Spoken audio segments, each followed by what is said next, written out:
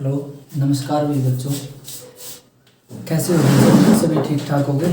सभी का वेलकम है। 4-5 दिन से मैं गायब था, पता है मुझे। वायरल फीवर हो गया था भाई। आज थोड़ी सी ठीक ठाक सी है तबीयत, तो आपकी क्लास लेने आ गया। अब बच्चों, आपके लिए एक छोटा सा मैसेज है भैया। आप जैसे घर पे हो तो ये सोच रहे होंगे कि पढ़ाई नहीं हो पा रही सर, क्लास नहीं ले पा रहे कंटिन्यू, मतलब इंग्लिश और साइंस दोनों की क्लासें पेंडिंग पड़ी है। टेंस की भी एक क्लास करके दे दी और साइंस की तो एक भी नहीं हुई। टेंस की 2-3 हुई है, बेसिक इंग्लिश और टेंस। तो उसका देखो कारण ये है कि वायरल फीवर हो गया था, तो उस कारण मैं नहीं करा पा रहा था। तो ये नहीं है कि जितेंद्र सर भी करा देते, मुझसे भी बेहतर करा देते, लेकिन वो बात होती है भाई इसमें कि जैसे जितेंद्र सर कराएंगे वो अपने हिसाब से कराएंगे, और जैसे मैं कराऊंगा तो मैं इन टॉपिकों को जैसे कुछ याद कराऊंगा केमिस्ट्री में, विज्ञान में, तो मैं उससे आगे रिलेट करके चलूँगा। मैं अपने हिसाब से बताऊँगा ना, मैंने वो याद करवाया था, मैंने वो बोला था, इस तरह से करवाऊँगा भाई। और दूसरी बात ये है, पहली तो बात ये थी, ठीक है। दूसरी बात ये है कि आप अपनी पढ़ाई है ना, हमने पहली वीडियो में भी बोला था कि कंटिन्यू रखिए आसपास अपने बड़े भाई बहनों से। इधर आसपास जो चाचा ताऊ के लड़के हैं, बहन हो सकती, भाई हो सकता है, आसपास के सहयोगी टीचर हो सकते हैं। अपनी पढ़ाई को किसी भी तरीके से रुकने मत दीजिए भाई। आप किसी भी सोर्स से पढ़िए, किसी भी रिसोर्सेज से, कोई भी स्रोत हो सकता है भाई आपका पढ़ने का। जैसे कि और ऐसी गलती मत करना पढ़ते टाइम। जनरली ज़्यादा बच्चे यही करते हैं कि यूट्यूब पे पढ़ तो लेते हैं, लेकिन वे जाते हैं वहाँ पे पढ़ने के लिए, उल्टा उलझ के आ जाते हैं। जैसे 10th क्लास में थे कुछ बच्चे, आर्टिकल वहाँ से देख लिया, विज्ञान वहाँ से देख ली, तो उल्टा पजल हो जाते थे, उनके डाउट सोल्व नहीं होते थे। तो ये भी अपना ख्याल रखना है, इधर उधर बहुत ज़्यादा कंटेंट नहीं देखना, सिर्फ एक पर ही ध्यान बनाए रखें, यहाँ से या कहीं से भी अच्छा खासा हम पूरी कोशिश कर रहे हैं प्रोवाइड कराने की आपको। तीसरी बात, जो महामारी चली हुई है इसका पता होगा आप को एजुकेट करने के माध्यम से बोल रहा हूँ भाई, कि आप है ना, जिन्होंने इसको हल्के में लिया, जो थोड़े अनएजुकेट और एजुकेट भी हैं, शिक्षित भी अच्छे खासे, उन्होंने, सरकार ने भी हल्के में ले लिया, पिछले साल से कोई सबक नहीं सीखा, बैकअप प्लान नहीं तैयार किए, और अब भी ये सिचुएशन आ गई है कि भाई मैंने अपने यहाँ पे रिलेटिव है उत्तम नगर में, दिल्ली में पता किया है, सच में वहाँ पे लाशें इतनी है, एम्बुलेंस भी इतनी ज़्यादा लाइनों में लगी हुई है कि 4-4 दिन तक पेशेंट एम्बुलेंस में ही रहते हैं, नंबर नहीं आता भाई, बेड नहीं है, ऑक्सीजन नहीं है, सच में नहीं है। और ये बीमारी है, इसको आप समझने की कोशिश कीजिए। लोगों, हरियाणा में तो अब भी हल्के में ले रहे बहुत सारे लोग, सोच रहे कुछ है ही नहीं, क्योंकि बीच में गैप इतना हो गया ना, ढील इतनी दे दी, आदत होगी लोगों को। ऐसे ही आप अपनी पढ़ाई को भी ऐसे ढील मत देना, जैसे पिछले साल लॉस हुआ था पढ़ाई का, अब भी हो गया ना, तो आने वाली पढ़ाई में जो आपकी 11वीं 12वीं ग्रेजुएशन, भाई बेस खराब हो जाएगा, दिक्कत हो जाएगी बहुत बड़ी। अब बात आती है कोरोना की, म्यूटेशन का चक्कर है भाई। म्यूटेशन को आप समझिए, उत्परिवर्तन बोलते हैं इसे, विज्ञान में आएगा तब कराऊंगा अच्छे से। उत्परिवर्तन आप ये समझिए, ये एक ऐसा वायरस है, इस तरह का, ये चालाक है। मान लीजिए नाक से सैंपल लिया बच्चों, नाक से सैंपल लिया, तो अब उसका मैकेनिज्म ऐसा है, उस टाइम पे वो अपने आप को वहाँ से पकड़ से बचने के लिए छुप जाता है अपने आप को। हमारा इम्यून सिस्टम भी उसके ऊपर अटैक करता है ना, तो इधर उधर भागता रहता, दौड़ता रहता खूब, कि लैब की पकड़ में भी नहीं आता। लैब टेस्ट का जो मैकेनिज्म है वो भी फेल हो जाता है, और उसका मैकेनिज्म कुछ ऐसा है, सुनने में मिलता है आपको, कि फेफड़ों में छिप जाता है, निमोनिक कंडीशन हो जाती है, निमोनिया हो जाता है, तब उसको चेस्ट का एक्सरे वगैरह करते हैं। तो और बहुत ज़बरदस्त तरीके से लोग तड़प तड़प के मर रहे हैं, आपको पता ही नहीं। एक टीचर है नोएडा में, ग्रेटर नोएडा में, 14वीं मंजिल से उसकी कोरोना रिपोर्ट पॉजिटिव आई, उसने छलांग लगाकर जान दे दी, क्योंकि 1.5 साल से वो कोरोना का लोगों का इलाज कर रही थी। उसने सोचा कि भाई मेरा भी ऐसा बुरा हाल होगा, लेकिन ऐसा नहीं है, इतना भी नहीं है। मेरा आपका मकसद डराने का नहीं है, मेरा मकसद आपको एजुकेट करना, कि आप भी हल्के में ना ले। सिंपल साबुन से बड़ा कोई सैनिटाइजर नहीं है। अच्छे खासे एम्स के बड़े डॉक्टर बता रहे हैं, घर पे रहे, सादा खाना खाए, अपना रेगुलर एक्सरसाइज करे, अपनी पढ़ाई कंटिन्यू रखे, पढ़ाई को भी हल्के में ना ले, इस अपना फोकस बनाए रखे। बाकी हम प्रोवाइड करेंगे आपको डेटा, ठीक है। कोई डाउट आपको बताना है? आज की क्लास शुरू करते हैं, विज्ञान, फोन नंबर लेते हैं, ठीक है भाई। केमिस्ट्री, आपका केमिस्ट्री का आज पहला चैप्टर होगा बच्चों को। इसमें क्या होता है, केमिस्ट्री को एक तो वैसे ही डर लगता है भाई, केमिस्ट्री नाम सुनते ही, रसायन विज्ञान, ठीक है। केमिस्ट्री से क्यों डर लगता है कि बच्चे, मैं बताता हूँ बेसिक कारण। बच्चों के दिमाग में यह विज्ञान है, ऊपर से केमिस्ट्री, इसके न्यूमेरिकल, वही हम एक्सपेरिमेंट नहीं कर पाएंगे, कहने का हम रिएक्शन नहीं कर पाएंगे, पहले ये सोच लेते हैं। दूसरी बात ये वे ज़्यादा सोच लेते हैं कि गलत टाइम पे डाउट आ जाता है। एक तो पहले ही दिमाग में ये है कि वही केमिस्ट्री नहीं आनी, दूसरा ये फोकस पूरा नहीं रहता, और गलत टाइम पे डाउट आना गलत बात नहीं, डाउट आना सही बात है। लेकिन कुछ डाउट है तो ऐसे होते हैं भाई जो अगले टॉपिक में जाके क्लियर होते हैं आपके, तो उस सस्पेंस के खुलने तक आप इंतजार कीजिए। उस सस्पेंस के खुलने तक आपको पेशेंस रखना होगा, तब जाके आप अच्छे से समझ पाओगे। बिल्कुल जैसे इंग्लिश लैंग्वेज कराई थी ए से, ऐसे ही जैसे टेंस बताए थे, बिल्कुल बेसिक केमिस्ट्री भी ऐसे ही चलेगी भाई, मज़ा आएगा पढ़ने में। और अपने अच्छे से नोट्स बना लेना प्रॉपर। आज क्या होता है, 9th क्लास का एक बार रिवाइज कराता हूँ, बताता हूँ। 9th क्लास में आपका 3rd चैप्टर था विज्ञान में, एलिमेंट्स। प्रकृति में 118 तत्व होते हैं भाई, पूरी दुनिया इन्हीं से बनी है। प्रकृति में कितने इन्वॉल्व है तत्व अभी तक, जो आपकी पीरियोडिक टेबल जिसे बोलते हैं, 118 तत्व है। 118 तत्व से मिलकर सब कुछ बना है आपका। जैसे तत्व है हाइड्रोजन है, ऑक्सीजन है, कॉपर है, बहुत सारी चीज़ें हैं, सिल्वर, चांदी, पता नहीं क्या क्या है। 118 तत्व है आपकी पीरियोडिक टेबल में। और ये तत्व क्या करते हैं भाई, एलिमेंट्स बोलते हैं भाई इनको। 118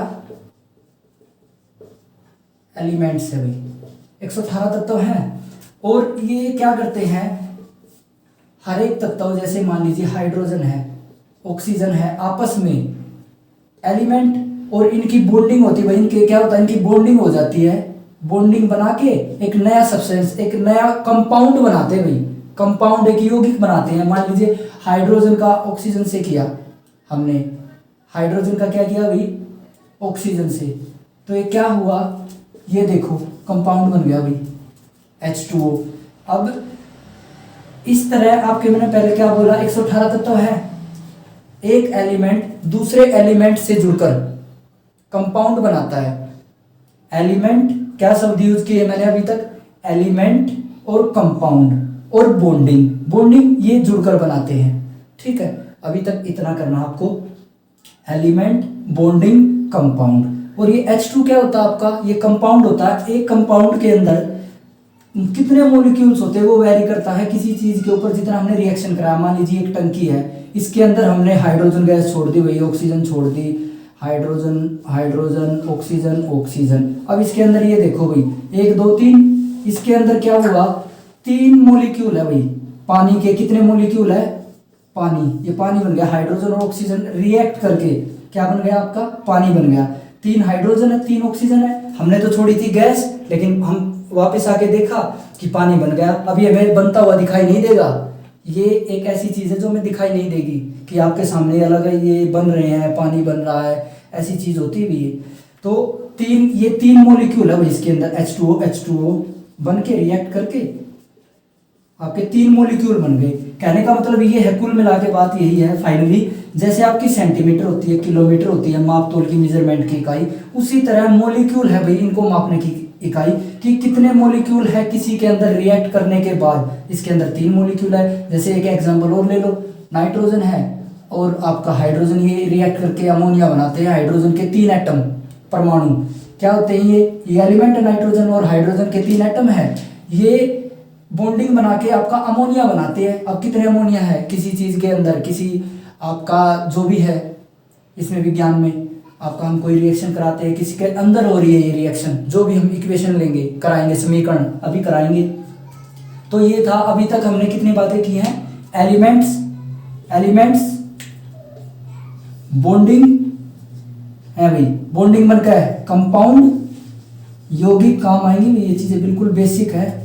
एलिमेंट, कंपाउंड, एलिमेंट से बॉन्डिंग होके कंपाउंड बना, और कंपाउंड के अंदर कितने सारे हैं, बहुत सारे हैं। तो देखो भाई इतने सारे बन जाएंगे, बहुत सारी गैसें छोड़ देंगे तो इतने सारे अमोनिया बन जाएंगे। ये सिंपल ये बात थी।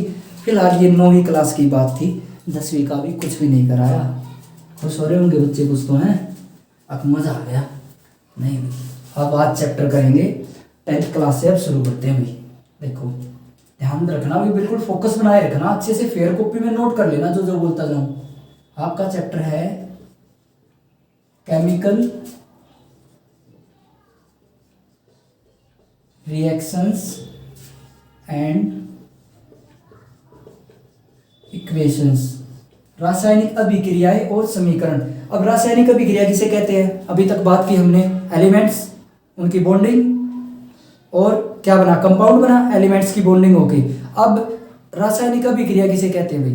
रासायनिक अभिक्रिया की डेफिनेशन सुनो भाई। सबसे पहले रासायनिक अभिक्रिया, जब भी कोई दो कंपाउंड मिलके उनके मॉलिक्यूल्स रिएक्ट करके, जब भी कोई दो कंपाउंड और उनके मॉलिक्यूल आपस में रिएक्ट करके एक नया सब्सटेंस बनाते हैं, एक नया प्रोडक्ट प्रोड्यूस करते हैं, उसे रासायनिक अभिक्रिया कहते हैं भाई। जब भी कोई दो यौगिक मिलकर एक नया सब्सटेंस, नया उत्पाद बनाते हैं, उत्पादित करते हैं, उसको रासायनिक अभिक्रिया कहते हैं। जैसे आप देखो, और भाई एक चीज़ और इम्पोर्टेंट इसमें क्या होता है कि मान लीजिए आपका इनमें ये होते हैं भाई, इनके एटम्स, इनमें पुराने एटम्स की बॉन्डिंग, पुरानी टूटती है और नई बनती है। कैसे बनती है अभी दिखाते हैं आपको। देखो भाई, अभी मैंने क्या बताया, केमिकल रिएक्शंस में क्या होता है, रासायनिक अभिक्रिया किसे कहते हैं? जब भी कोई दो कंपाउंड्स जुड़कर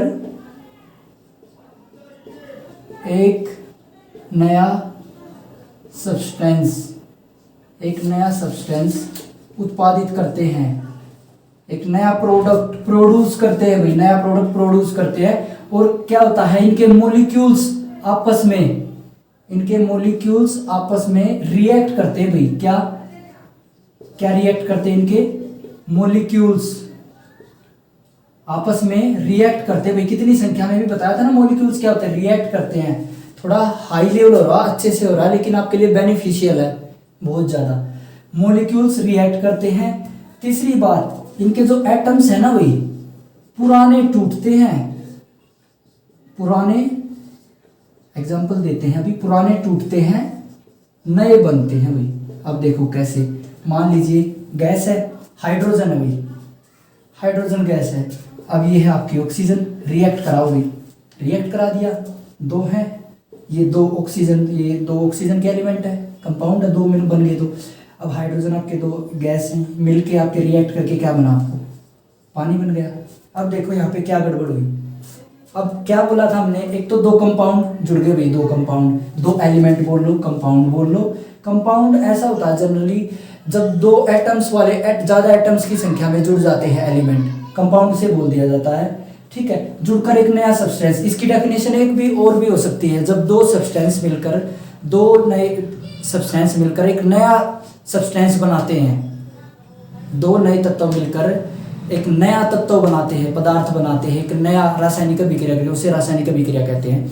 बाकी आपकी बुक्स में अच्छी तरह से डिफाइन है, देख लेना, नोट्स भी मिल जाएंगे। देखो भाई, अब इसमें मॉलिक्यूल्स रिएक्ट करेंगे, इनके मॉलिक्यूल्स एक ही बना हमारे पास, ले भाई रिएक्ट करके एक मॉलिक्यूल मिल गया भाई। पहले क्या चीज थी, दो कंपाउंड जुड़ गए भाई। तीसरी, एटम पुराने टूटते, देखो भाई पुराने एटम टूटेंगे। अब देखो हाइड्रोजन यहाँ कितने हैं, ऑक्सीजन के दो परमाणु है, एटम्स का मतलब होता है भाई परमाणु। ठीक है, ऑक्सीजन के कितने हैं, दो, हाइड्रोजन के कितने हैं, एक। अब देखो ऑक्सीजन टूट के यहाँ पे कितने रह गए, एक, उल्टा हो गया, यहाँ पर दो थे, हाइड्रोजन के पास एक एटम था, यहाँ पे कितने हो गए, दो। पुराने टूट गए, नए बन गए। देखो पुराना टूट गए, एक रह गया, ओ ये रहा ओ, ले देखो ओ हाइड्रोजन का एक था, नए बन गए, ले एक और बन गया इसमें। यही तो बात थी। तो क्या होता है, घबराना नहीं है, डरना नहीं है।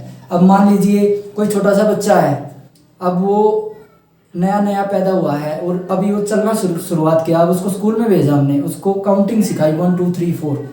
अब ये तो नहीं है ये सिखा के उसके अगले दिन ही मन में डाउट आए, या हम ऐसा कोशिश करें कि भाई एडिशन कर, फ्रैक्शन कर, जमा घटा भाग गुणा कर, और उसके बाद ऐसा नहीं हो सकता भाई।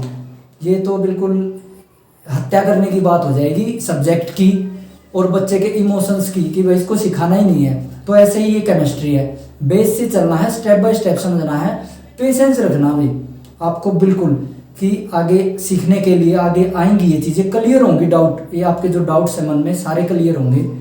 तो ऐसा ही कुछ है यहाँ पे। हाँ जो भी, अब आगे करते हैं। ये अभी आपको बताया केमिकल रिएक्शंस किसे कहते हैं, ठीक है। जुड़कर दो कंपाउंड जुड़कर एक नया सब्सटेंस उत्पादित करते हैं, नया उत्पाद बनाते हैं। मॉलिक्यूल्स रिएक्ट करते हैं, ये एक मॉलिक्यूल रिएक्ट करके बन गया। एटम्स पुराने टूटते नए बनते हैं, ये भी बताया अच्छे से, आराम से पीछे करके देख लेना। केमिकल रिएक्शंस, ठीक है भाई।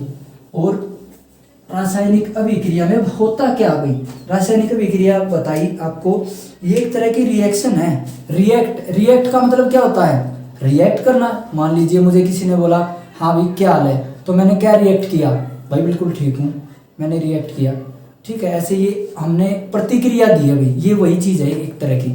जैसे मान लीजिए किसी ने मुझे गुस्से से देखा तो मैं थोड़ा बहुत डर जाऊंगा, या किसी ने मुझे प्यार से हाल पूछा, प्यार दिखाया तो मैं थोड़ा खुश हो जाऊंगा।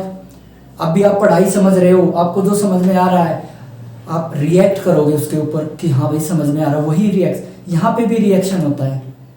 अब रिएक्शन में होता क्या क्या है, विज्ञान की भाषा में समझेंगे। अब इसमें क्या होता है, जब भी कोई ये रिएक्शंस होती है विज्ञान के अंदर, केमिस्ट्री के अंदर, रसायन विज्ञान के अंदर, तो जो भी आपका जो प्रोडक्ट है, जो नया उत्पाद बनेगा, उसका क्या होता है, चेंज इन स्टेट। क्या भी, चेंज इन स्टेट। स्टेट ये नहीं भाई हरियाणा, यूपी, पंजाब, झारखंड, बिहार, ये स्टेट नहीं, स्थिति, अवस्था।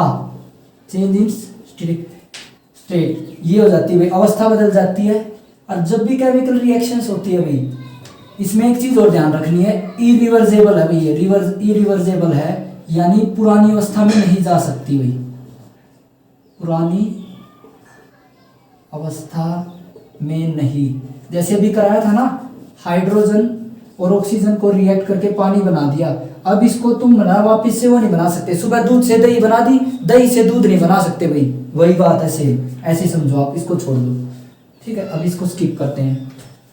पुरानी, चेंज इन स्टेट, यानी चेंज इन स्टेट में क्या क्या, सॉलिड से लिक्विड, लिक्विड से गैस, और गैस से सॉलिड या लिक्विड। अब ऐसे उल्टा पुल्टा ऐसे करके ही कर लेना भाई, ऐसे ऐसे लिक्विड गैस ऐसे करके हो जाएगा ये, ठीक है। चेंज इन स्टेट, स्थिति में चेंज होता है। चेंज इन कलर, भाई उसके रंग में भी चेंज होता है। कोई रिएक्शन कराते हैं हम, जैसे आयरन है, लोहा है, आप वो एयर, वाटर और ह्यूमिडिटी, नमी, हवा, पानी और नमी की प्रेजेंस में वो क्या हो जाती है, उसमें जंग लग जाता है, भूरे भूरे व्हाइट इस कलर की परत जम जाती है, तो उसका कलर चेंज हो जाता है। उसका एक्चुअल में कलर कुछ और होता है, लेकिन चेंज इन कलर, रंग में परिवर्तन, ठीक है। अगला है चेंज इन टेम्परेचर,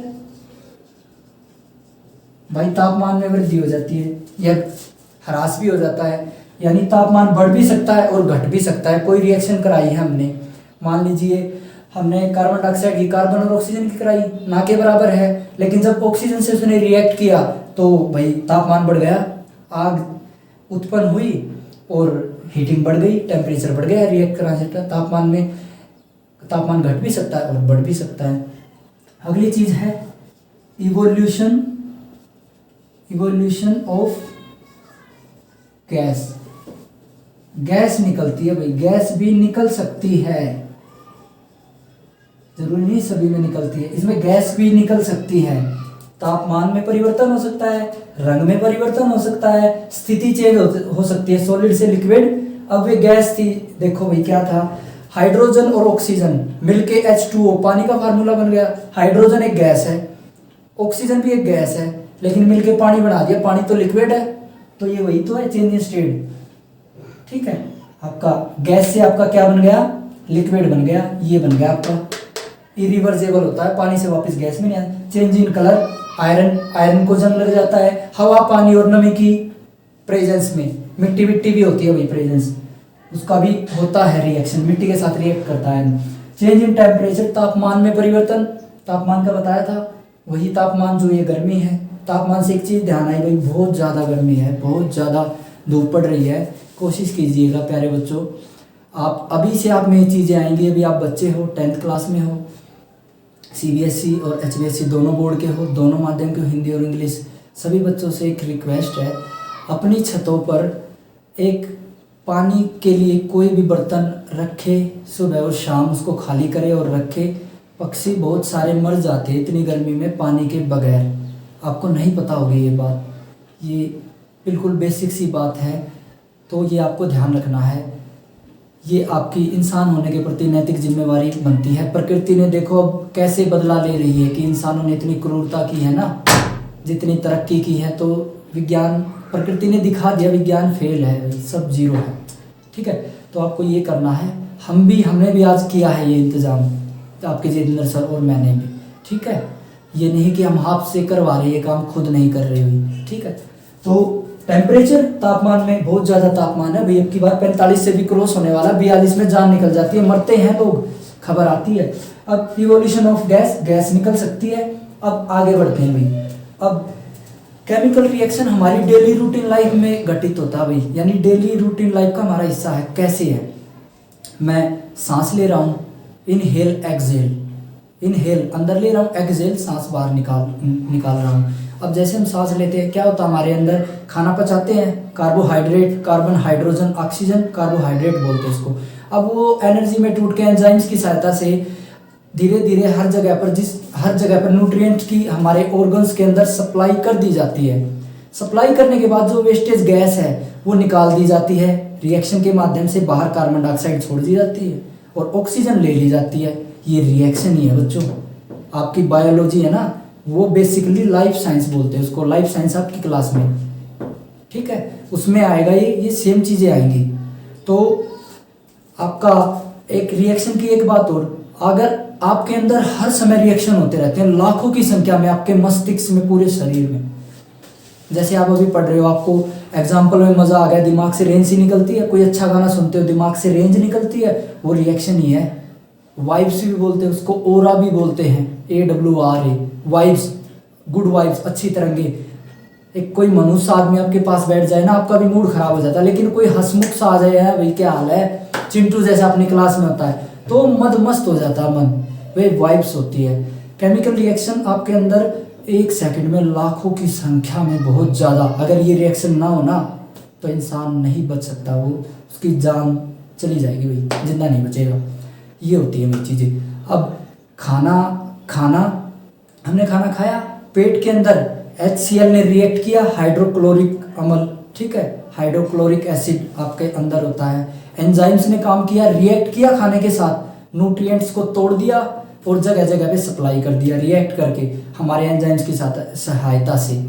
खाना भोजन को पकाया जाता है। भोजन अब आपके घर वालों ने, जैसे मम्मी पापा बनाते हैं खाना, मम्मी बनाती है आपकी खाना, तो आग पे रखा पकाने के लिए, तो रिएक्ट ही तो कर रहा, वो रिएक्ट कर रहा है। सब्जी नमक, आपका नमक के साथ, वाटर के साथ, मसालों के साथ रिएक्ट नहीं करेगा ना, तो मसाले एक साइड में पड़े मिलेंगे और नमक एक साइड में गिरा मिलेगा और आलू एक साइड में, कर लो क्या, ना वो उबलेंगे पकेंगे।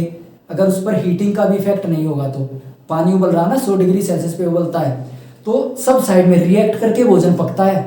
आया समझ में? एक नई बात पता चली, आपका भोजन पचना, आपका भोजन पकाया जाना। हम डेली सांस लेते हैं, और भी कई एग्जाम्पल हैं, और भी मेरे ख्याल से अभी देखता हूँ, बुक है मेरे पास, हिंदी माध्यम की बुक है कई बच्चों की, लेकिन मैं दोनों माध्यम में करा रहा हूँ।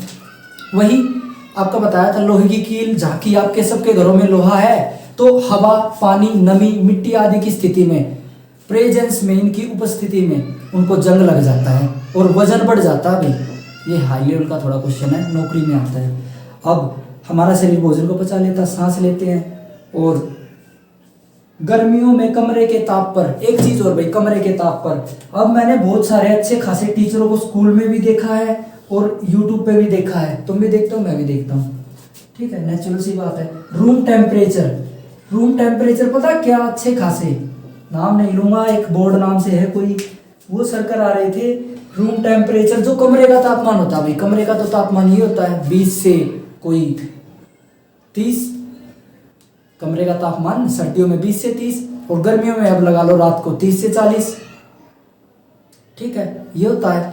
लेकिन ये गलत है भाई, ये इसमें लिखा है गर्मियों में, बुक में लिखा है, बुक में गलत नहीं लिखा बच्चों, गर्मियों में कमरे के ताप पर दूध को खुला छोड़ दिया जाता है।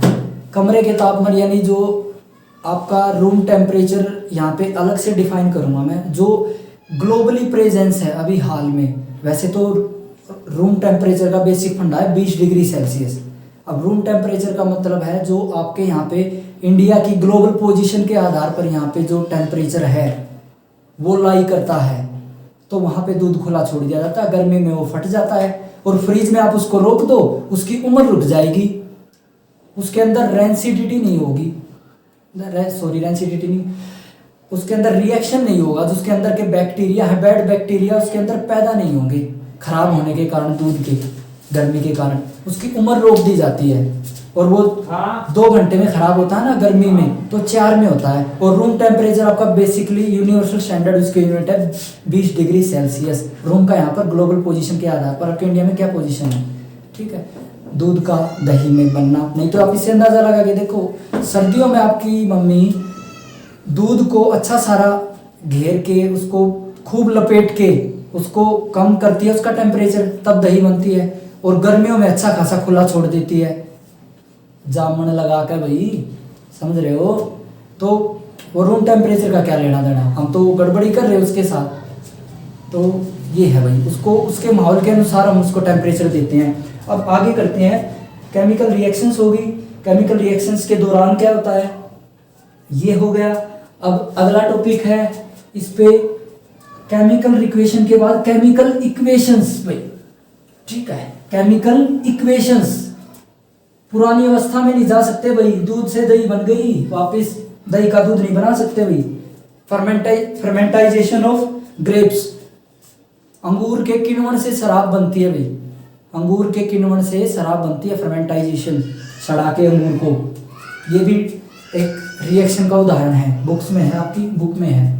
सारे के सारे न्यूमेरिकल सब कुछ कराऊंगा बिल्कुल ABCD की तरह और काउंटिंग की तरह। अब इक्वेशन, केमिकल इक्वेशन किसे कहते हैं, देखो भाई इसकी सिंपल सी डेफिनेशन सुनो, बिल्कुल सिंपल आसान भाषा में।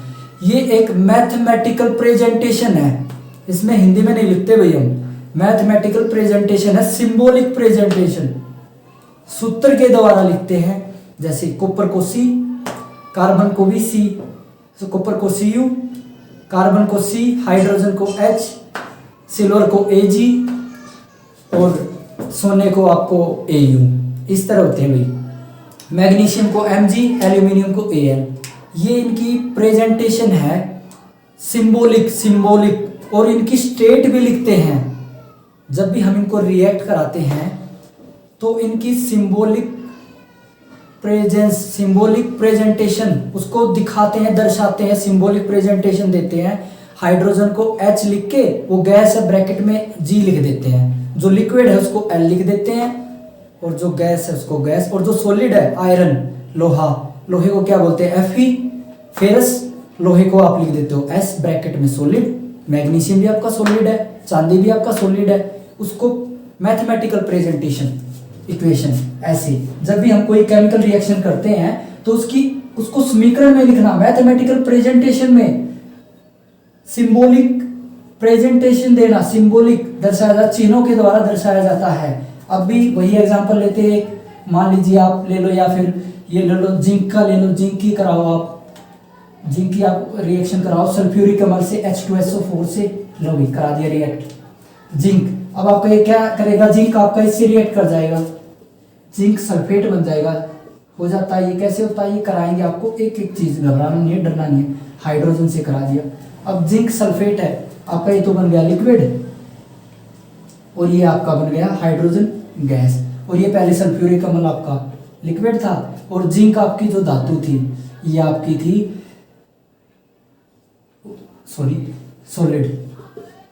बस ऐसे ही आपका H2O, जैसे ये क्या बना H2O, हाइड्रोजन क्या है, इसको ब्रैकेट में लिखो, गैस है। ऑक्सीजन क्या है, गैस है G, और ये क्या है, लिक्विड है। आया बच्चों समझ में, ये आपका गैस है।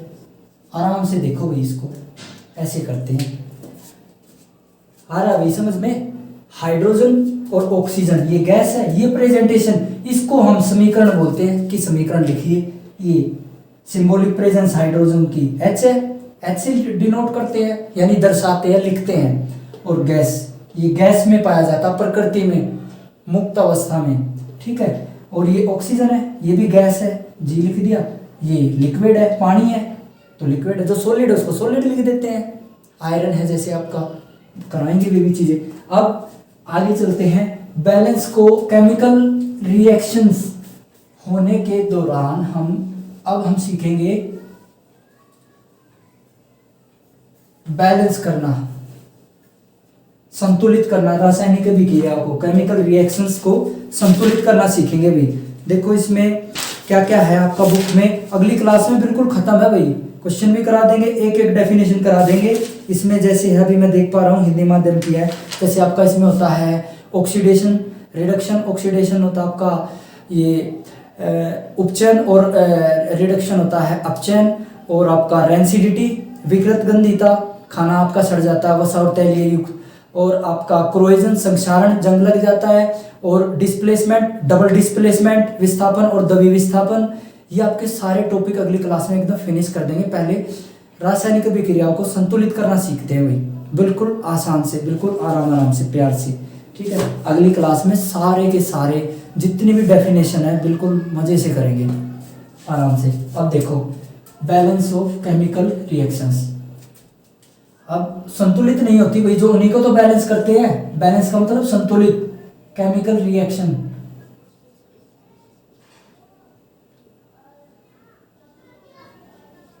Balance of chemical reactions. देखो भाई, पानी को ही लेते हैं, हाइड्रोजन और ऑक्सीजन क्या रिएक्ट कराओ इसको रिएक्ट, पानी बन गया, ले भाई। अब देखो क्या करना है, अब केमिकल रिएक्शन जब कराते हैं ना, तो एक बात ध्यान रखना, यहाँ पे ये तो लेफ्ट है, ये इधर राइट है, राइट वाली साइड को बोलते हैं उत्पाद, यानी प्रोडक्ट, क्या बोलते हैं, प्रोडक्ट, उत्पाद। और लेफ्ट वाली साइड के हिस्से वाले के, इनकी प्रेजेंटेशन को बोलते हैं, रिएक्ट करते हैं ना, रिएक्टेंट, रिएक्टेंट्स, अभिकारक, ऐसे यानी एक से ज्यादा होते हैं, दो या दो से अधिक। डेफिनेशन थी ना, केमिकल रिएक्शंस किसे कहते हैं, रासायनिक अभिक्रिया के उदाहरण दीजिए। तो दो यौगिक, दो कंपाउंड्स या दो सब्सटेंस मिलके, दो एलिमेंट मिलके एक नया कंपाउंड बनाते हैं, तो उसको रिएक्ट, ऐसे अभिकारक कहते हैं, ठीक है। रिएक्टेंट जो रिएक्ट करके बनाते हैं, एक नया प्रोडक्ट बनाते हैं, दो होते हैं, ठीक है भाई, या उससे ज़्यादा भी हो सकते हैं रिएक्ट करके जब बनाते हैं, ठीक है। ये अभिकारक होते हैं, ये उत्पाद होते हैं। आपको क्या करना, टेबल बनानी भी एक ऐसे सिंपल टेबल बना लो भाई, तत्व तो देख लो कितने, एक, दो, हाइड्रोजन ऑक्सीजन, हाइड्रोजन ऑक्सीजन, बस दो ही कॉलम बना लो। यहाँ पे तो तीन बनेंगे हॉरिजॉन्टल ऐसे, और ये आप बना लो जितने भी आपके ये तत्व हैं, दो ही बना लो, हाइड्रोजन ऑक्सीजन दो ही है, यहाँ पे हाइड्रोजन लिख दो, यहाँ पे ऑक्सीजन लिख दो। अब यहाँ पे ये होता है आपका इनिशियल शामिल है जो, और यहाँ पे होता है, इसका मतलब होता है फाइंड, ये आपके एलिमेंट है, तत्व है, रिएक्टेंट है, जो भी इस साइड के, ठीक है।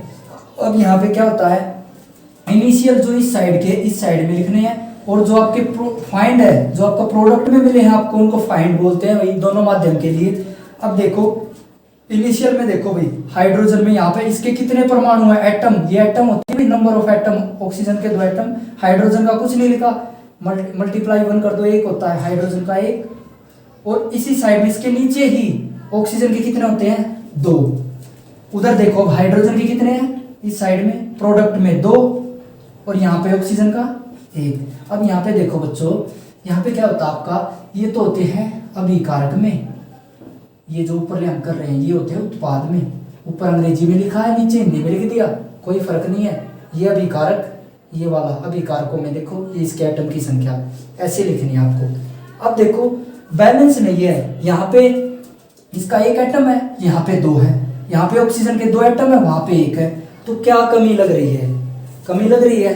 यहाँ पे एक बात ध्यान रखना बच्चों, जमा का कोई चक्कर नहीं है, गुणा करनी है, गुणा करनी है, गुणा करनी है, ठीक है, जमा घटा का कोई चक्कर नहीं है। अब देखो, अब दो कैसे बनाए, एक को बैलेंस करनी है, इसको तो घटा, मैंने क्या बोला है, गुणा करके करना है, तो आप घटाओगे तो गड़बड़ हो जाएगी, घटाना तो है ही नहीं, मैंने पहले ही बोल दिया, जमा नहीं करना है और घटा नहीं करना है।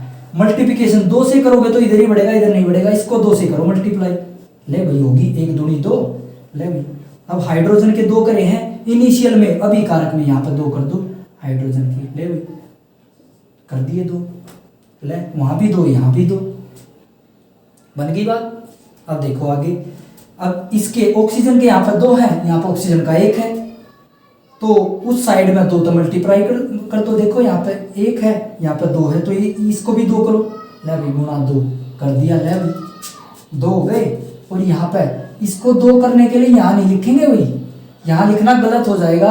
अभी जितना सिखा रहे हैं उतना ही सीखो, एक एक कराऊंगा, बड़ी बड़ी इक्वेशन भी कराऊंगा जो मुश्किल और पजल होती है जो अच्छी खासी, लेकिन वो होती कुछ नहीं, ये बेस का ही चक्कर होता है, बेसिक अच्छे से सीख लो सब क्लियर हो जाएगा। यहाँ पे लिखना भाई 2, आगे लिखना होता है, आगे लिखने का चक्कर भी आपको आगे बताया जाएगा, फिलहाल होल्ड कीजिए इस बात को। तो यहाँ पे देखो ऑक्सीजन के 2 हो गए, लेकिन यहाँ पे एक गड़बड़ हो गई, H इसके साथ कनेक्ट है, 2 एक इससे भी मल्टीप्लाई है, हाइड्रोजन के इससे भी है कि भाई 2 तो ये इसके साथ बॉन्ड बन के, और ये किसके साथ मल्टीप्लाई हो गया, हाइड्रोजन के 4 हो गए भाई, कितने हो गए हाइड्रोजन के, यहाँ पे 4 हो गए, ऑक्सीजन के यहाँ पर 2 बनाने के चक्कर में हाइड्रोजन के 4 हो गए, 2 दूनी 4 हाइड्रोजन के उस साइड में उत्पाद में, यहाँ पे देखो 4 हो गए 2 से गुणा करने में। तो आपको क्या करना है, वहां पर उस साइड में तो ऑटोमेटिक 4 है, यहाँ पर देखो भाई 4 हो गए, ये 2 थे पहले, अब ये 4 बन गए ऑटोमेटिक, 2 करने के चक्कर में, 2 ऑक्सीजन करने के चक्कर में हाइड्रोजन के 4 बन गए। तो अब यहाँ पे 4 कहाँ पर रहेगी, यहाँ पर 2 है, यहाँ पे 4 करो, यहाँ पे 4 नहीं करेंगे, यहाँ पर 2 तो गुणा नहीं करेंगे, इसके आगे लिखेंगे, आगे लिखो ऐसे करके 2 लिख दो, बात खत्म। 2 और यहाँ पर गुणा 2 कर दो, 2 दूनी 4, ये भी आपका 4 आ गया, ले भाई हो गई आपकी बैलेंस, 2H2 + O2 बन गया आपका 2H2O, ये आपकी बैलेंस हो गई।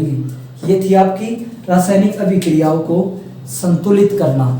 इसी तरह से और भी बहुत सारी होती है, अगली क्लास में, पहली ही क्लास में 8-10 रिएक्शंस लेके आऊँगा, उनको बैलेंस करना सिखाऊंगा, और बची हुई सारी डेफिनेशन विद एग्जांपल, और उसके बाद डाउट क्लास, गाइड में से भी, एमबीडी दीपक जो भी है कहीं से कुछ भी, इस चैप्टर को अगली क्लास में ख़त्म कर देंगे। आज की क्लास लेने के लिए आपका बच्चों बहुत बहुत धन्यवाद। थोड़ी सी हेल्थ की प्रॉब्लम थी, वो आज दिक्कत ठीक हो गई है, थोड़ा आराम है, और मैंने अच्छा खासा जो उसमें दी है क्लास, इसको अच्छे से शेयर करना, लाइक करना, और बच्चों कॉपी में फेयर नोट्स बना लेना, भी फेयर कॉपी बना लेना, ताकि जब स्कूल खुलेंगे ना तो आपको नई ना लगे चीज़ें, हल्के में ले जाओगे ना तो वही दिक्कत हो जाएगी कोरोना वाली, हल्के में ले लिया लोगों ने, बुरी तरह से मर रहे हैं, ठीक है, सरकार ने भी और लोगों ने भी, और अब भी कुछ समझ नहीं रहे हैं। आपका पिछले साल की तरह नुकसान ना हो, अब समझ जाना है पिछले साल से क्या सीखा आपने, जो आपने ये सीखा कि हमें अब लॉस नहीं होने देना पढ़ाई का। तो बच्चों इसको उतार लेना, फेयर कॉपी में डाउट्स वगैरह भेज देना, आज इसमें नंबर डाल देंगे, नंबर पे व्हाट्सएप कर देना, जितेंद्र सर का और मेरा, इसके डिस्क्रिप्शन में नंबर डाल देंगे, नीचे क्लिक करना होता है एक एरो का निशान, उसमें नंबर दिख जाएगा आपको। और ये पहली क्लास थी रसायन विज्ञान की, केमिस्ट्री, बहुत आसान थी, मज़ा आ गया। थैंक यू बच्चों, आज के लिए बस इतना ही, धन्यवाद।